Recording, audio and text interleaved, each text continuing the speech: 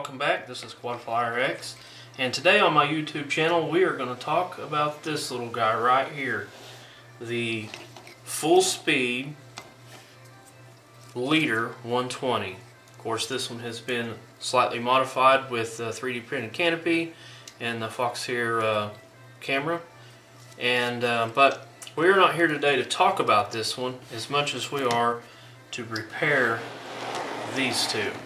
These two were sent to me by a friend, and for some reason, we don't know exactly what had happened, but both FCs have quit working. They don't power up on the battery, and they don't power up on the USB. So he sent them to me to see what I can kind of figure out on them, and unfortunately, I have not been able to determine exactly what has happened to them, except they will not power up on, like I said, the VBAT or the battery or the USB. So what we're going to do is we're going to replace the FCs with a different one. The best, as far as I can tell, both ESCs are fine. I get startup tones when I do plug in the battery. So what we're going to do is going to put in this right here.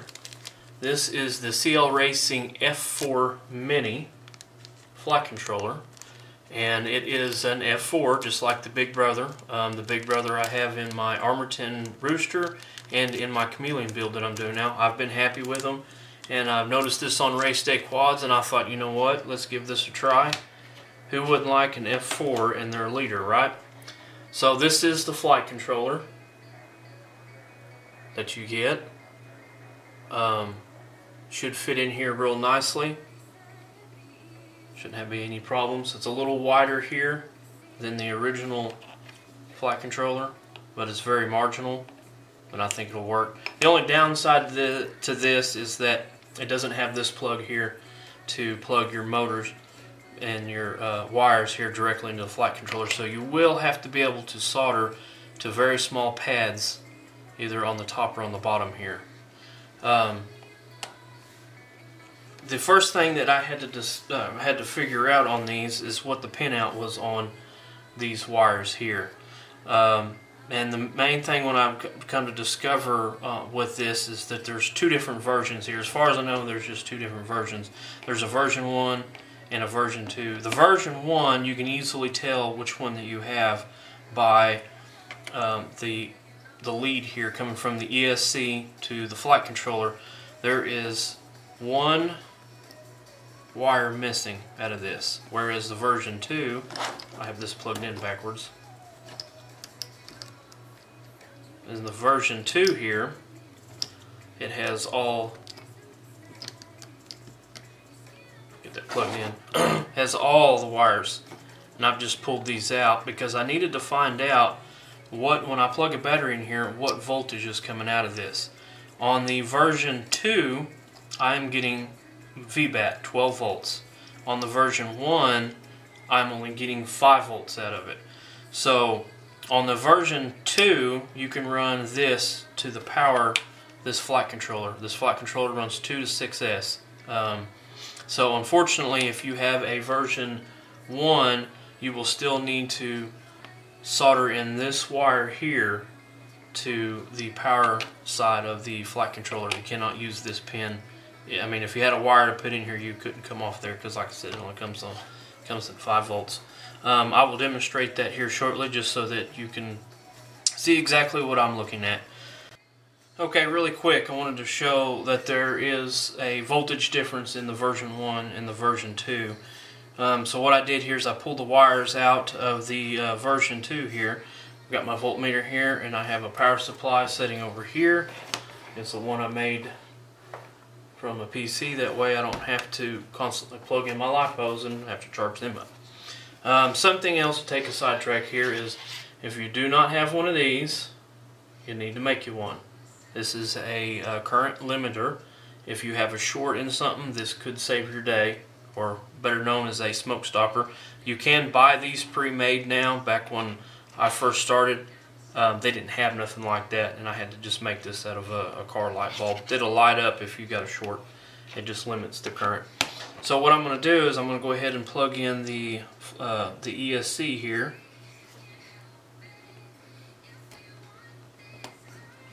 and power up my power supply.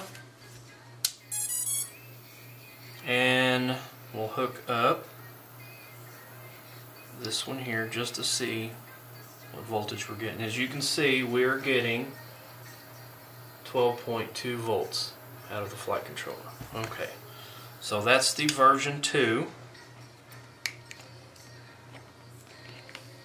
And I've got them wrote so I can keep clear of which one's what.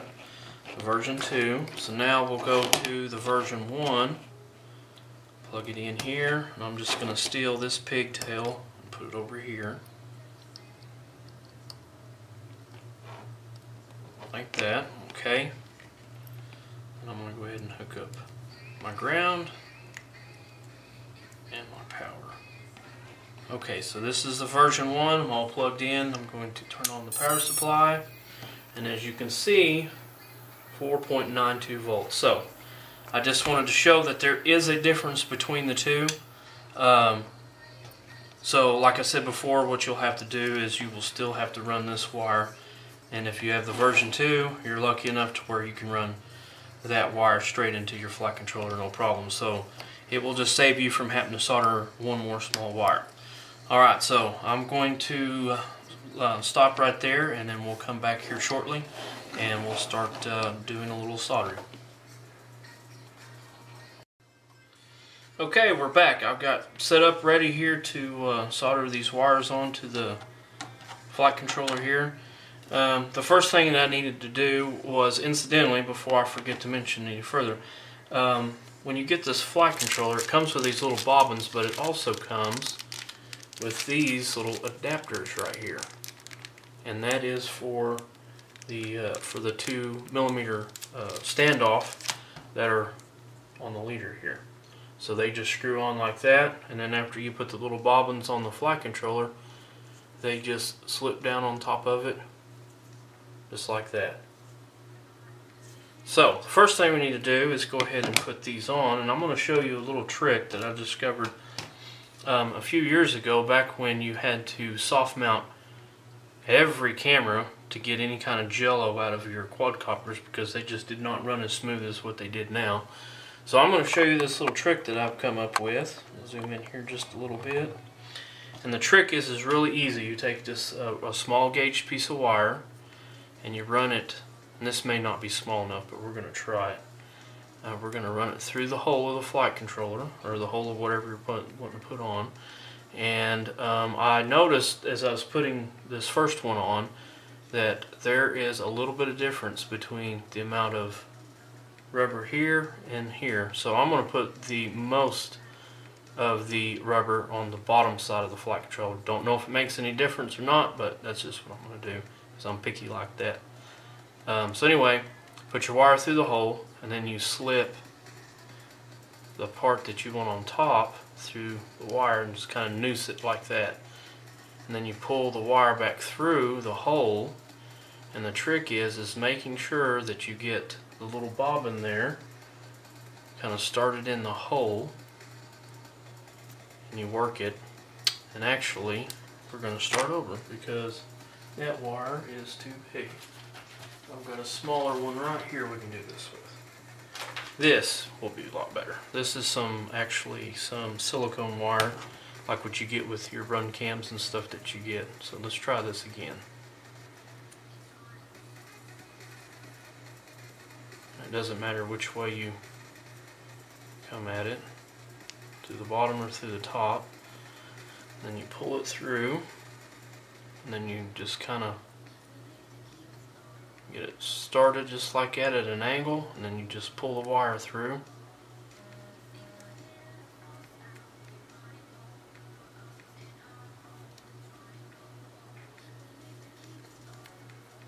Oh, almost pulled it all the way through, just like that. These are really small. I'm used to doing the ones, the great big ones that you have on like the old QAV 250 had the great big bobbins, but that's how I do it. Let's do another one real quick. And it's kind of one of those, you've got to line everything up just right, and then when you do it, just pops right in, and you almost pull through the hole completely. So just got to be careful.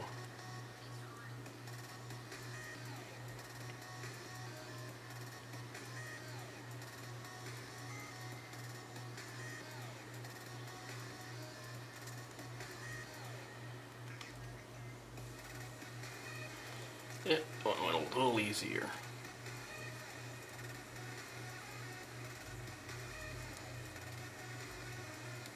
Just like that.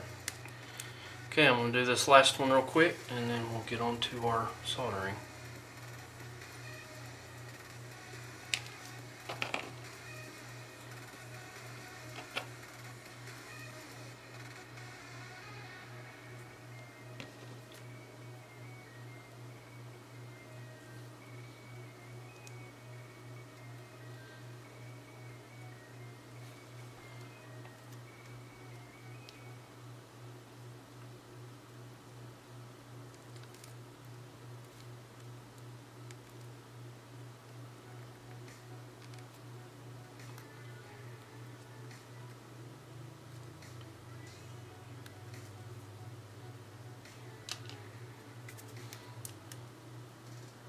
Okay, now that we got that, we're ready to solder the wires on.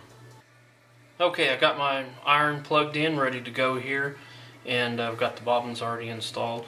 I went ahead and pulled the pigtail off of the ESC, just so that it makes it a little easier to work with. As far as the pinout on this, I have not been able to find any pinouts to show on this, and I've got on Full Speed website. Every time I bring it up, it's like the website's down or something, so I'm not going to be able to add a video that shows you the pinout, or a picture that shows you the pinout on this, but don't stress too much about that. That's something that we could easily fix later on. The main thing that you've got to know is where those two wires are in relation to this plug. And since this plug has come out of the ESC like that, we know that these two wires, just as when I show you voltage, that these are positive and negative wires. These are the motor wires, and if we're going to, when we solder these on, if they're wrong, all we have to do is lift the little tab on the plug, pull out the wire, swap the wire to where it runs the right ESC when we turn our motors on and beta flight to test them. So what I've done is I just went ahead and snipped this little plug off, just like this, and these being the silicone wires that they are, we can just take our fingernail and strip the wire back just a little bit. Don't worry if you pull too much insulation off. You don't want a huge amount.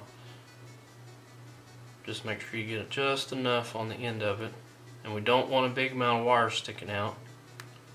But if you do pull a little too much insulation off, it's not too big of a problem. I'll show you what we'll do with that. So now that we've got this, I twist these wires just a little bit if they're kind of fraying out. Make sure they're all in there. Okay, now this is the part where a lot of people, and probably even the professionals, and I'm no professional, I just do what works best for me, is that when you use your solder that has of course we're going to be using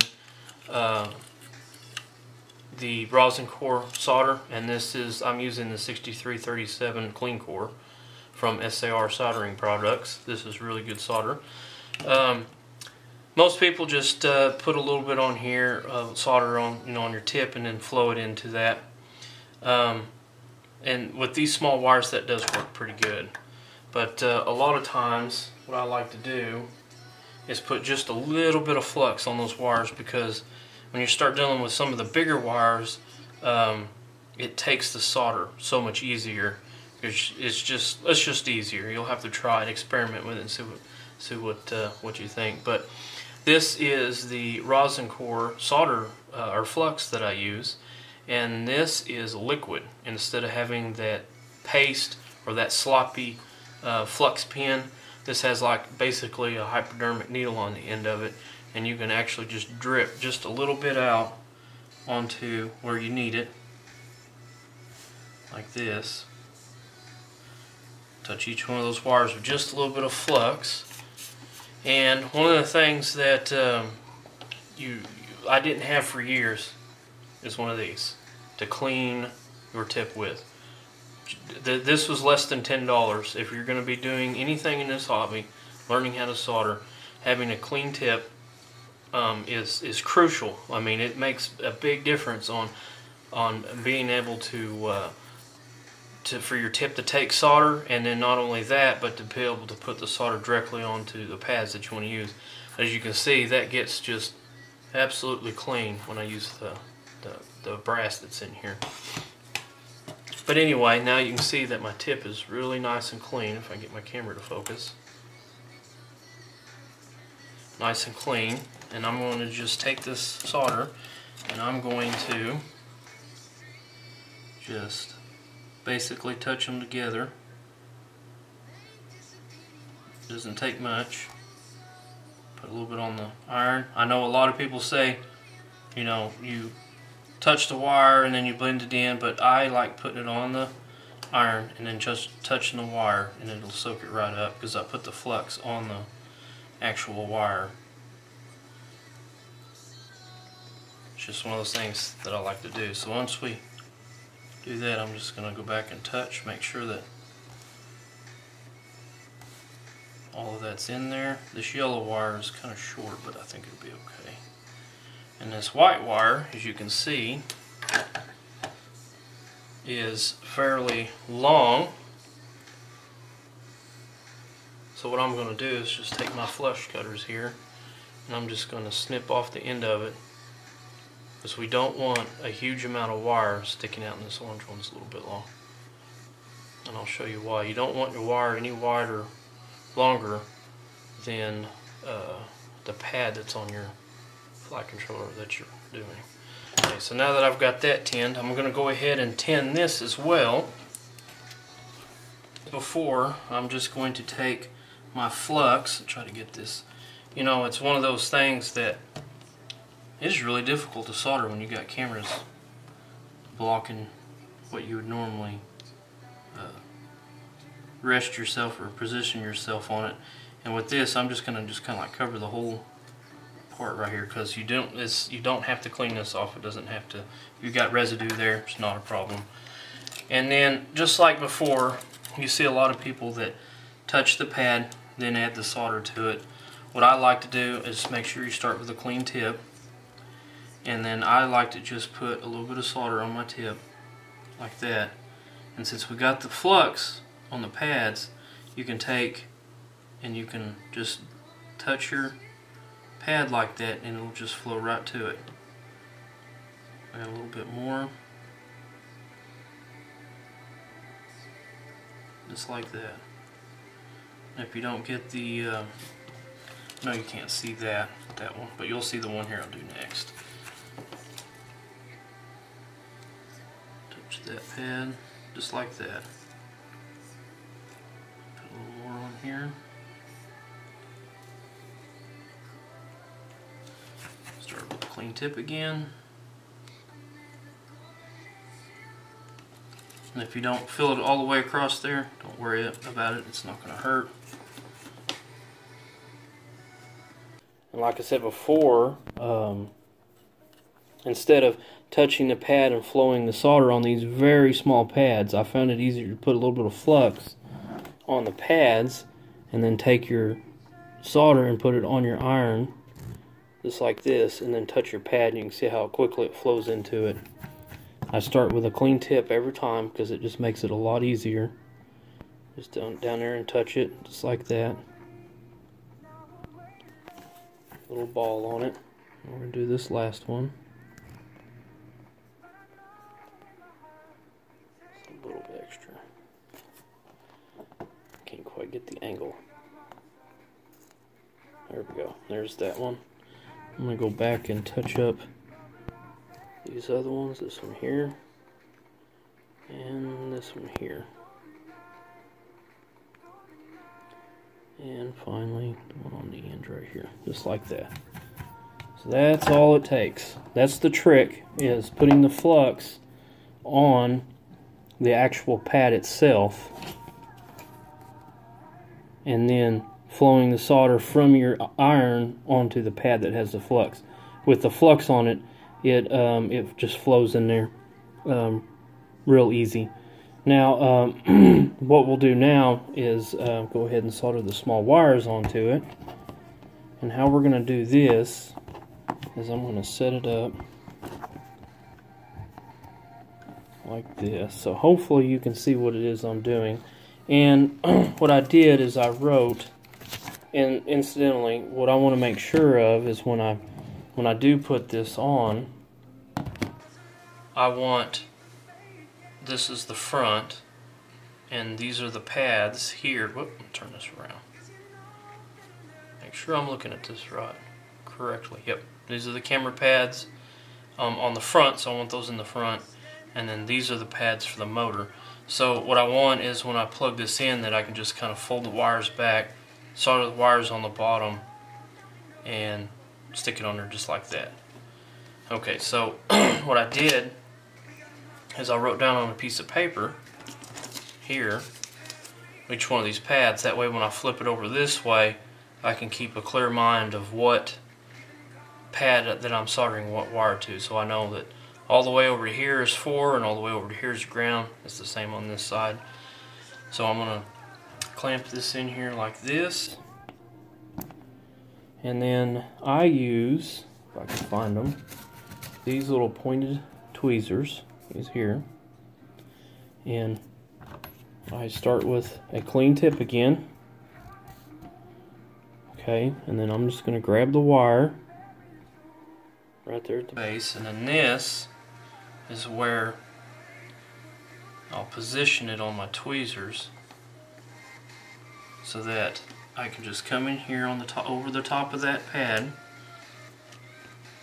hold everything still, just position the wire right on top of it like that, and then just touch the wire, and then as soon as it melts on there, you're good. So that was that one. The next one we have is ground, or not ground, I'm sorry, 12 volts. So we'll take this, and sometimes it does help to put just a little dab, not much, about like that much solder on your tip, because it helps make everything flow better. Let me see if I can move this to her. Let's see a little bit better what I'm doing. There we go. Makes it harder for me to get in here and do this. Move these wires out of the way, but it will not make no mind. Okay. Not wanting to cooperate. Let's go to extremes here. There we go.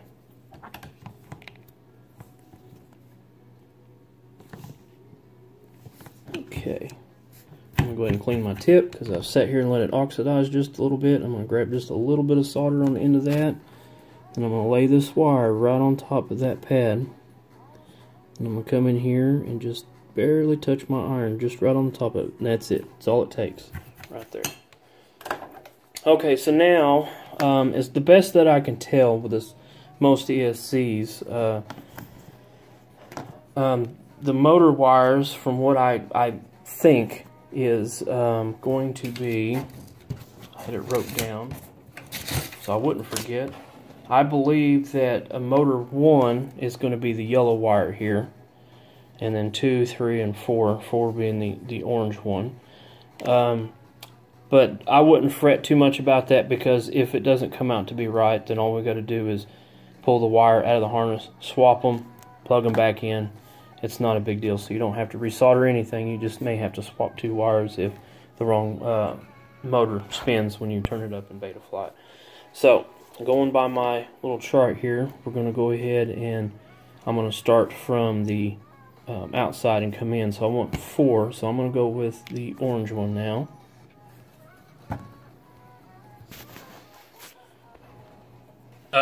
My cell phone memory went full on me, and I had to stop real quick and then free up some memory on it. So what we're going to do is what I was saying before, is I was going to start with motor 4 right here, and since I'm going to have to solder on these other 4 pads right here, it would be easier if I start with number 1.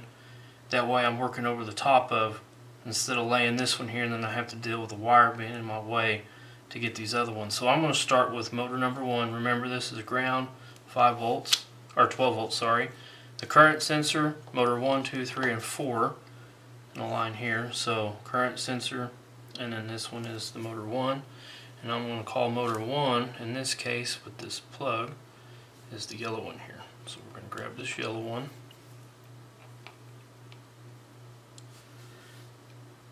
With my tweezers, position it in such a way, like that. Clean iron.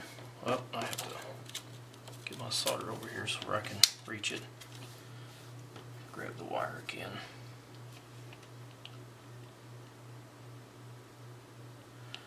Just like that. Lay it in here like this. And I'll get my cameras to focus.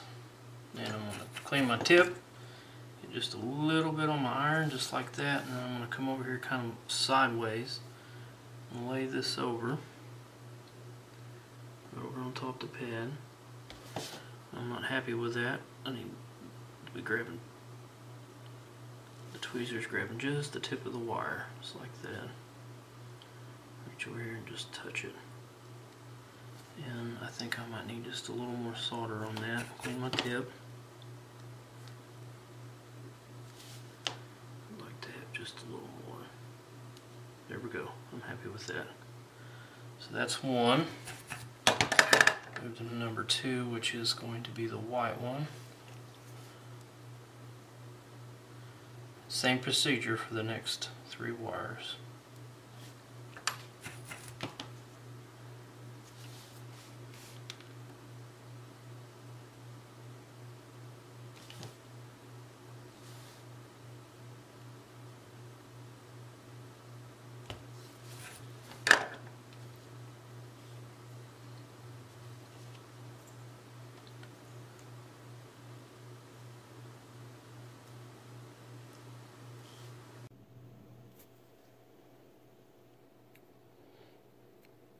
My camera on my phone is really being a pain in my butt.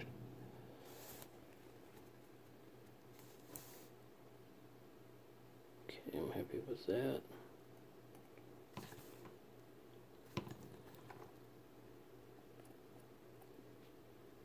Just a little bit more solder on that. Here we go, just like that. And our last wire. I think everything will be a little easier after I get this, because it's a really tight spot that we're doing. And you know, if you don't feel comfortable with trying to solder this on the bottom when it don't have much room, you can always come around back up on the top. But I just like, it would look cleaner to have the soldering the wires on the bottom like this. And I don't like that. And see if we can pull some of that solder off. That's another good thing about this brass, is it cleans your tip so well. And I do have a sponge with water here that I'll also try to help keep it clean. Is that if you have a super clean tip like that, that draws the solder so well, you can just touch a joint like this and you can pull some of the solder back off the joint if you have too much. Anyway, we'll take a closer look at this. If I can get my camera to focus. There we go. It's not too bad. I think we can live with that. Okay, so now that we have our wires soldered on to the flight controller on the bottom half here, we now should be able to go ahead and plug our plug into the ESC and mount the flight controller. All the rest of the soldering that we need to do, we can do with it being mounted on the quad. So I'm going to go ahead and plug this in like this, and you can always tell which way these plugs need to go. As you'll see inside here, the pins are closer to the top and the bottom, and then the plug here, you'll see the holes are closer to the top than the bottom. That way you can orientate them, because you can plug, if you push hard enough, you can put these plugs in, or try to put them in upside down. But that's how you can tell. I know there's little divots on each side here that's supposed to line up, but if you know for sure which way is up and down, it just makes it a whole lot easier to stick the plug in there. Push it all the way in. One of the things I did do, if you'll look at this leader here, you can see that how they've wrapped all the wires up here and stuffed it in behind or underneath the flight controller.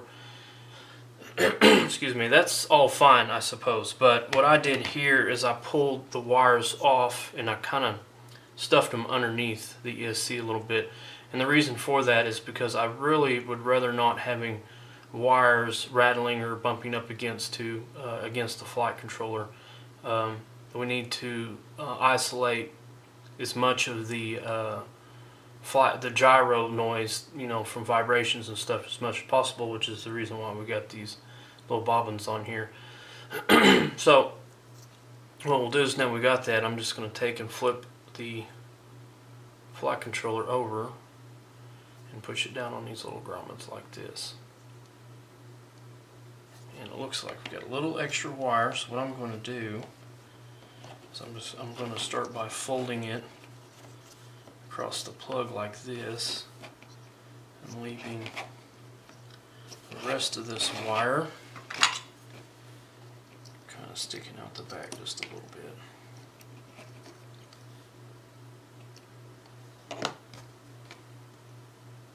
Just like this. And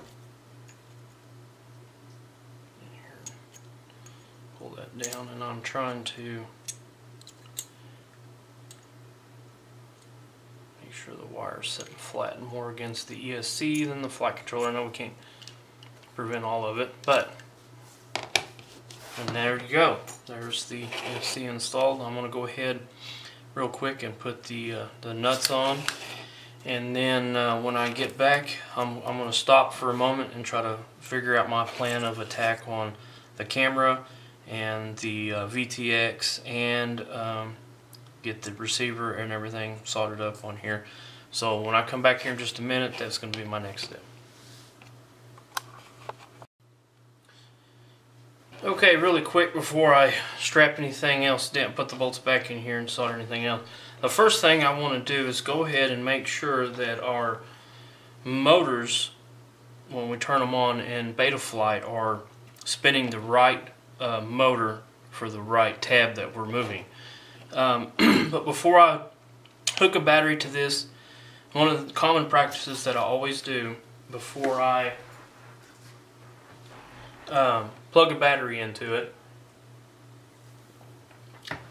sorry, I had to get a drink, getting cotton mouth, is I check for continuity, and if you on voltmeters, you've got a continuity setting that hit the right button here that will beep when you touch the probes together. So all I want to do is take, and I do this anytime I solder stuff, just to make sure that what I've soldered hasn't shorted anything out, and it's a good, easy way to do this by checking your continuity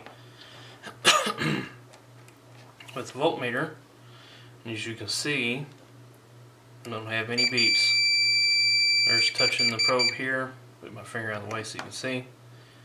And then right there, I don't have nothing. So that way, at least at this point here, I know I haven't got a short in something here.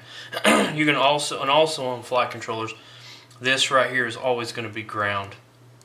This little outside of this micro USB port, it's going to be ground. You can see I'm going to put ground probe here and touch. I got ground. So it's another thing you can do is you can touch there, and any ground pad on here you should be able to touch, which this one here is ground. Change my probe over and such. But anyway, you get the idea. You can touch more grounds than just the one on the battery to make sure you don't have any continuity or if you got any tones there. So now we know that at least the best that we can do, make sure we don't have any shorts in what we've just soldered. Excuse me. So what I'm going to do is I'm going to go ahead and plug into Betaflight real quick. And I've already checked this, and it comes with the newest version of Betaflight 3.30. Actually, I think there's a newer version, but 3.3 is still one of the newest ones. I'm going to go ahead and plug this in, and then I'm going to go ahead and plug my power supply in, and I've got my smoke stopper here just in case.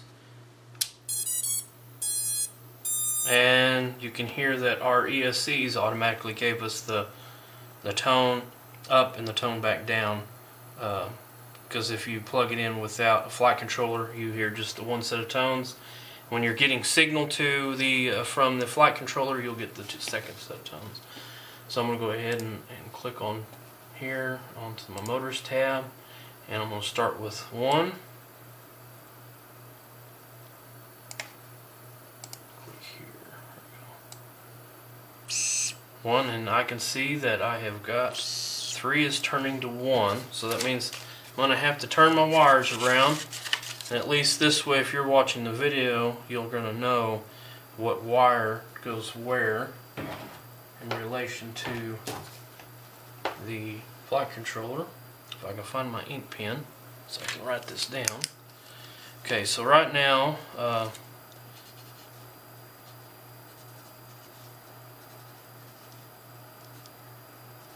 motor 4, so right now I am turning on motor 3 when I turn on motor 1 tab, and motor 2 is turning on motor number 4, and motor number 3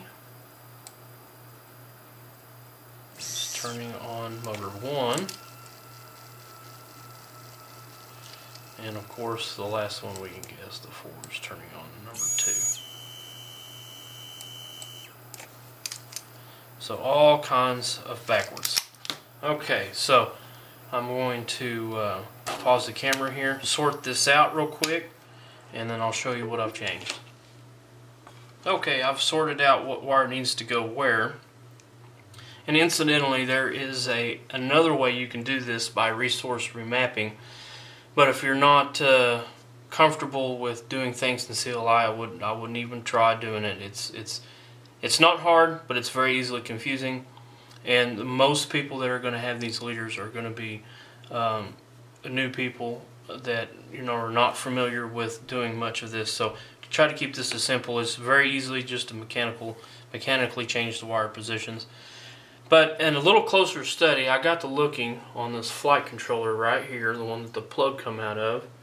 It actually lists the motor wires where they come from. I wish I had paid attention to that before. I wouldn't be having to take it apart, but not that big of a deal. So on the flight controller here, next to the voltage is the motor number 2, and that also correlates to what we were seeing was number 4 was turning on motor 4 tab was turning on motor 2. So what we need to do is take the number 4 pad and move it to, it looks like it's going to be the second one from the end. So this is going to go to here on the second spot over.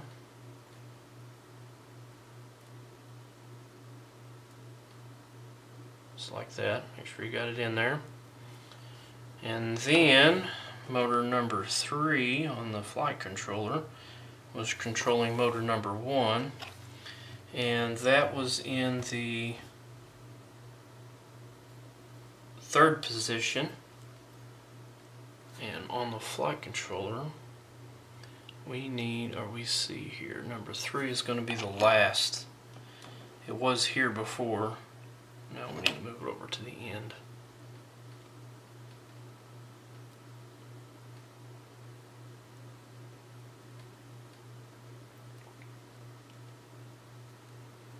My tab, I can push these little plastic tabs back down so they'll grab the little deal that pops up. Okay. Right, that's 2 of them. And then going looking at the flight controller again. We need number 2 is next to the 5 volts. So we're going to look for the second one. It's going to be the second one here, which is going to be our white one. I'm going to put that one next to our 12 volt power.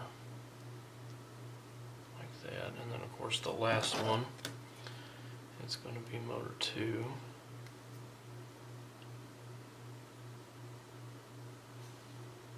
apologize for not having that in shot.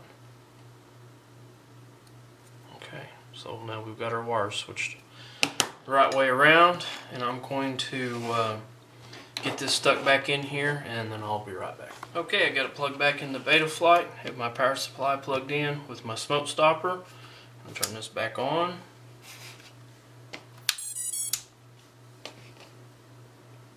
My power supply. Oh, my plug is loose on it. There we go. Okay, now I'm gonna connect with Betaflight. Go to Motors tab. Yes, I understand we don't have props. And I'm going to turn up motor number 1. There we go. You can see it spinning there. And it is spinning in the right direction. We'll double check that later, but that's something we can fix in when we update the ESCs in it. Motor number 2, which is going to be the top one here. And it spins the right direction. And motor number 3, which is down here. It spins in the right direction. And number 4. There we go. So now we've got our wiring lined out correctly for the motors in the motor tab of the Betaflight configurator. So I'm going to go ahead and disconnect this, and then now I'm going to go ahead and tighten down, not tighten down, but I'm going to put the nuts on here and kind of snugly put those on, and then I'm going to figure out what I'm going to do with the camera and how I'm going to mount everything, and that's going to be coming up next.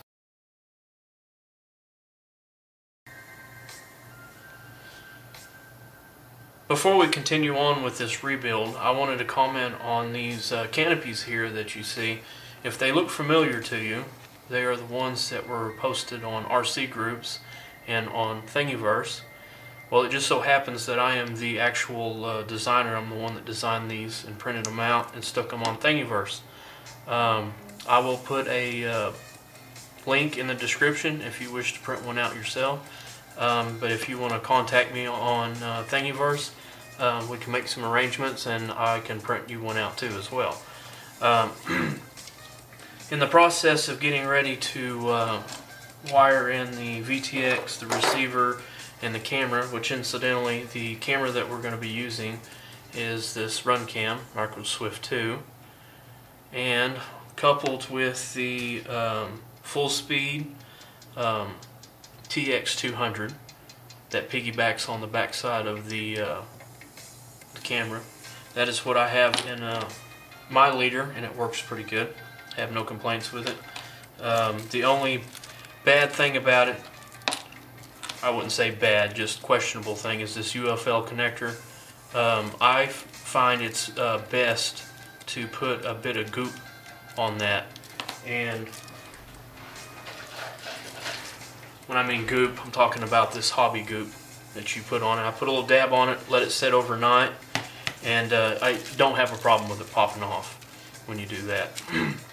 So when you first get the flight controller, you'll have this little scan for a manual, and when you scan for the manual, this is what pops up.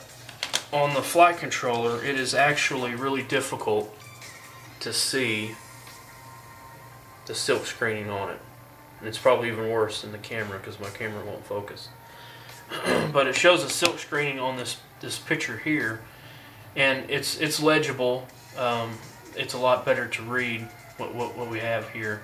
And each one of them, it says number, and it doesn't. Nothing's numbered out. These wires here, I'm assuming this is, this is positive, and this is ground. I don't know, unless you know what these two are. That's TX4. That tells me Smart Audio and VTX, and I'm assuming that's an S. Is probably for the video or the signal. But anyway, the pads aren't numbered, so you just kind of go here. But if you'll hop over to getfpv.com and look up their CLracing Mini, they have a little pinout right here that's a lot more legible to read, so you know exactly what you're getting wired, what you're soldering and everything to. The one thing that I do like about this, actually there's two things that I want to bring your attention to this flight controller and why I picked it out. The main thing is it has a 9-bolt BIC, and when you're running the full speed 200 VTX, it is right here in the specifications, right here, 6 to 17 volts, which means you cannot power it off the 5-volt BIC that normally comes from the factory or the stock flight controller, or this one here that only has a 5-volt BIC. So you have to pull your power from your battery. That's really the only choice that you have with this VTX. I haven't had a huge noise issue with mine necessarily. I ended up putting a capacitor on there, but what I ended up finding was I had changed this out for the Foxeer Micro V2 Pro. I like the picture better, but I had actually smashed my camera into the ground and broke it. So, and Race Day Quads had these on sale for 20 bucks. So I picked them up. The unfortunate thing about that is that the VTX does not bolt up to the Foxeer like it does here. Let me get this turned around the right way, this direction. The bolt pattern here is a little closer together. So what I had done is I had just stuck this in here kind of loosely, and it was kind of leaning up against the ESC, had terrible video noise. Once I pulled it up to the camera, which I don't know if you can see it right there, I pulled it up, and I just rubber banded it to the back of it, because the back of the camera has this little insulation cover right here. That like cleaned up a lot of my video noise, but I just left the capacitor on it because I already put it on there. So that was one thing I noticed. I wish I had an RF shield I could put in between here to kind of help cut some more of the noise out. It's not completely clean, but it's that way. I mean, it's good. It's flyable. It's not a problem. But anyway, that's the good thing about this flight controller, is that we'll be able to power the VTX on the front pads right here, because the 9-volt BIC is on the Cam Plus pad that's right up here in the front. The only bad thing about this VTX is that we are going to have to cut and splice this wire here to go in the OSD and out the OSD. Okay, so I've gotten my camera ready. I went ahead and tinned the ends of the wires. I cut the yellow wire, the video wire, in two, and spliced the longer section on here so we can reach to the back of the flight controller. I pre-fit the camera into the canopy, and then I've snipped these wires off and tinned them to the length that they needed to be. And the only other thing that I did is since I don't have a FlySky, I have his receiver here, but I don't have a FlySky radio, so I went and used this XM and hooked to it. Went to beta flight, tested everything, and make sure that it was working properly before we proceeded, because once I get these last few places soldered, we'll put it together and basically it'll be ready to ship out. In this case, I forgot to mention earlier that this does have a camera control pin where you can get in with your joysticks and change your camera settings on the camera, but unfortunately he didn't include the wire that I need to plug into the back of this, so I'm not going to be doing that. So the only wires at this point that we're going to have to hook up are going to be the video from the camera into here, the power and the negative going into the VTX, and then this last wire here, after I get it soldered on, I'm going to clip this off where it needs to be and solder it on to the back here where the camera signal is, which is going to be this last one right here on the end. Anyway, I'm going to go ahead and, like before, I'm going to take my flux that I have and I'm just going to put a little bit of flux on the pads that I'm going to tin, and just put a drip on each one of those just where it looks wet. And then I'm going to, let me zoom in a little bit here so you can see.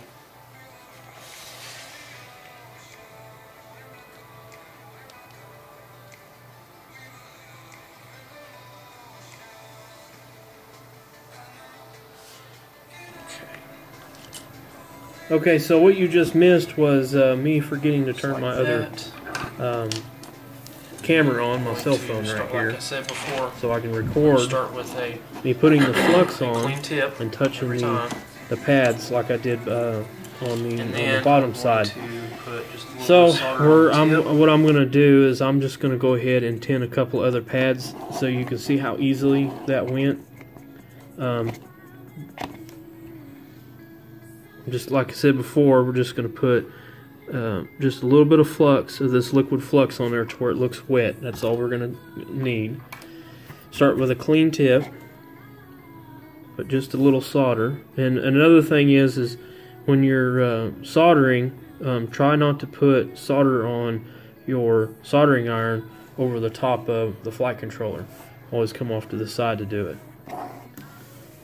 It's because I've had sometimes the solder drip off, and if it drips onto something like this right here, you're in big trouble.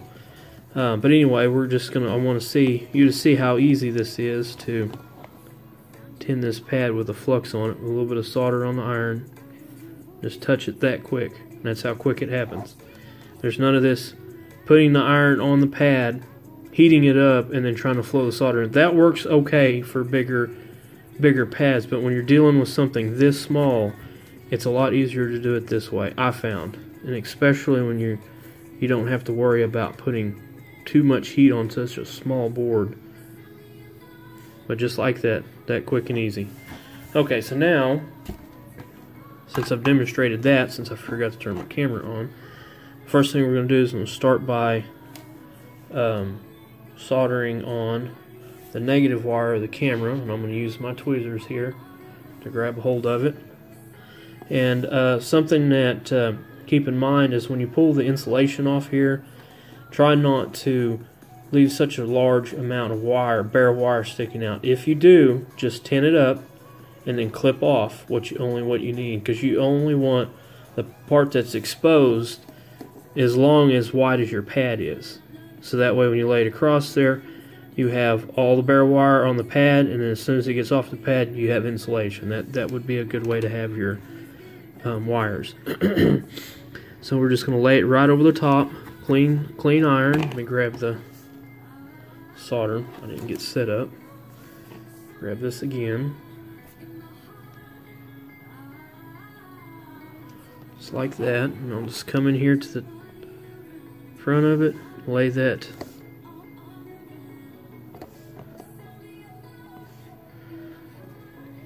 down on top of it, just like that. Hold yourself steady, and then all it takes is just a little bit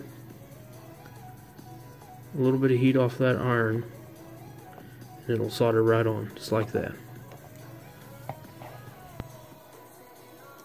Okay, so now the next one is going to be the Camera Plus, which in this case will be the VTX. VTX power. The VTX powers the camera in this case. So I'm just going to grab the tip of it.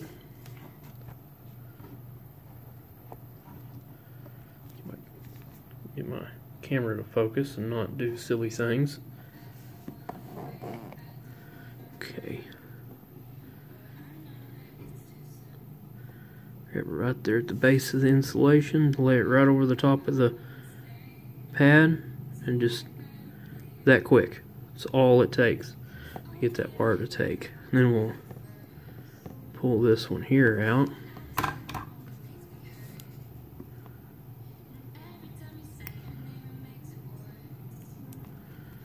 I left this one just a little bit longer just in case for some reason we had to unplug that. It gives us just a little extra room to do so. But once this is mounted in there, I can't see. Just lay this one right over the top of that pad. Make sure you hold yourself steady. And just layer. You got just a little bit of solder on there, and you're just going to lay it right on top of it. It only takes like a second, if that. And that one's done. Okay, so now I'm going to position this camera where it's going to be. Somewhere like that. And I'm going to bring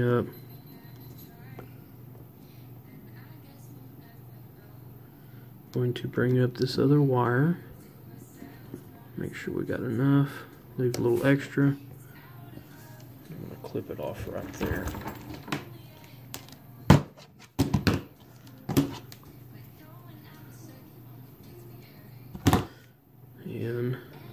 Pull a little bit of the insulation off like that. And I'm going to pause right there because my other camera just got memory full, and I will be right back.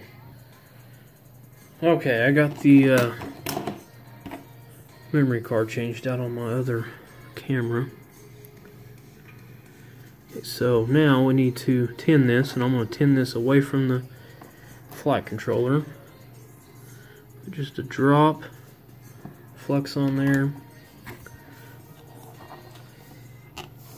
This is another reason why using flux like that is easier, because I'm able to put the flux on there. I'm holding the wire. I'm not having to hold the wire, hold the iron, hold the solder, try to join all three of them together. Since I've already got the flux on there, I just put solder on here, and when you put solder on your iron, you see that steaming? That's the flux burning away. That's what that is. So even though the flux is burning away, we have fresh flux on our wire here, and all we gotta do is touch it like that, and it immediately soaks up the solder. Okay, now that we have that, reach in here and grab this wire and solder it on right here. And I'm just going to touch just a little bit on my tip. Got it laying over the pad. It just takes a second, just like that, and we're done. Okay, so now that I've got my wires soldered on for my Cameron VTX, the only thing that leaves me is the receiver. And how I'm going to do this, I can find where I laid that receiver. Here it is. On the back here, it's labeled iBus 5 volts and ground. So ground being here, so we're going to use those two, and I got to tin that last pad there. It wasn't tin, so again, put a dab of the liquid flux on there. Just a little bit of solder on my tip, like that. And then I'm going to come in here and hold this. Touch it. You can see how fast that was. Okay, now, since this has old solder on it, I'm going to put just a little extra flux on that because it doesn't have any in that solder anymore. And I'm going to put just a little bit of solder on my tip here, and I'm going to retouch these so that we get fresh solder and fresh flux back into the solder. And then I'll set up my helping hands here. We're going to do the first one on the end here, and that's going to be the S-bus, which is this one here. And in cases like this, where it's really easy to hold the wire up to it, I won't use my tweezers, just because it's a little easier to do it. I'll just, same thing as before, just lay the wire right down on top of it, touch it like that quick. Okay, and just to be, I always double check myself, the one next to the bind button is going to be ground, so it'd be one on the end. So I'm going to go ahead and do that one. Again, I'm going to put a little bit of solder on my tip. Hold this a little closer where I can get to it.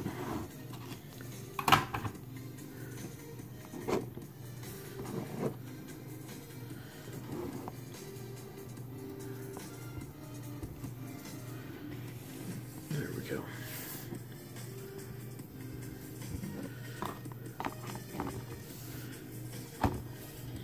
Get everything positioned here so I can get it and it not move on me. Sometimes that's the trickiest part about it all. Okay. I'm going to just lay that, and that's just a little bit too long. You can see how much bare wire is exposed, so I'm just going to reach over here and clip this with my flush cutters, and see I made it a little bit shorter. So now I'm going to go ahead and put a little bit of that flux on the end of that. Touch the solder back up on this one, as it looks like it's got a lot on there. Okay, here we go. Clean tip, fresh solder. And I'm going to try to reach in over the top of this. And I'm going to use my tweezers because I'm not comfortable with that.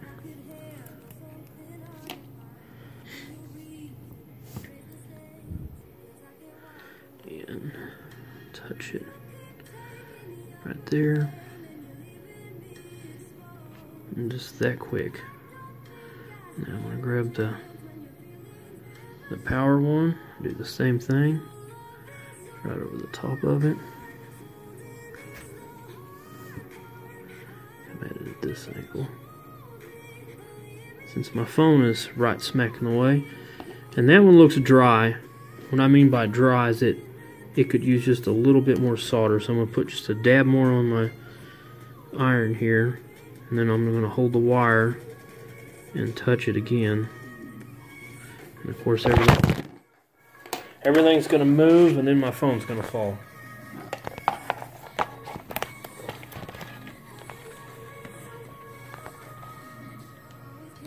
Try that again.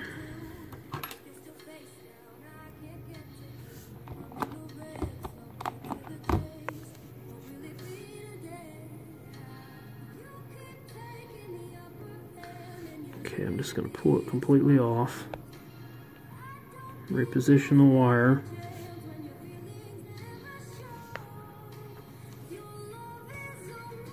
And